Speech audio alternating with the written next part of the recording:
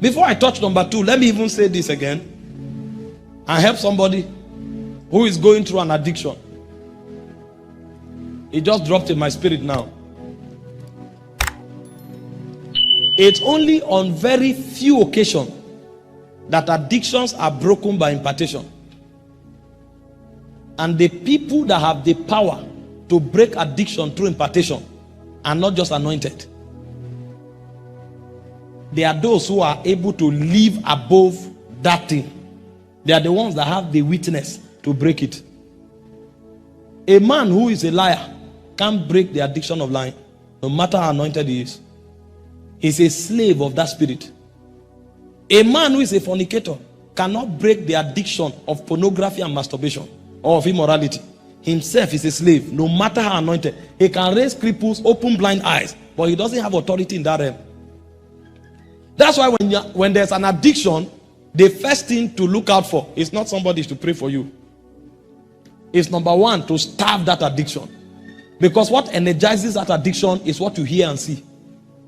If you starve that addiction for a long time, the power will die. And the connection that addiction has to your brain. Because for every addiction, there are neurotransmitters that have been trained to create hormones that power it. When you starve it for a long time, those neurotransmitters will become dormant. And then you have the spirit to deal with. And the second way to address an addiction is to begin to hear contrary realities and see contrary realities. When you do it for a long time, your mind will be renewed. The spirit will no longer have the manipulative power over your mind. It's when these two things are done that you'll be able to cast out the demons and be free from the addiction. If you only cast out the demons, even if the demons don't come back, your brain is already secreting hormones. Your brain will take you back to that addiction. Your soul is already fine-tuned to operate by the law of that addiction. Your soul will take you back. The demon doesn't even need to come back.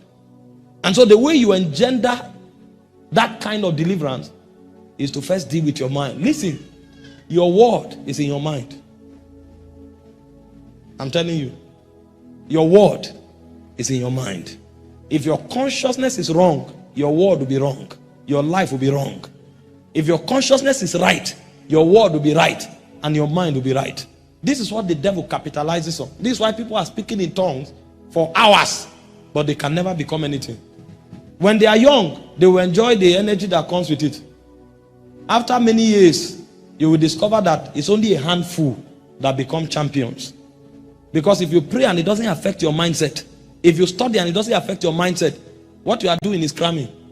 That's the difference between a brilliant child and an intelligent child. A brilliant child remembers to pass exam. An intelligent child solves problem.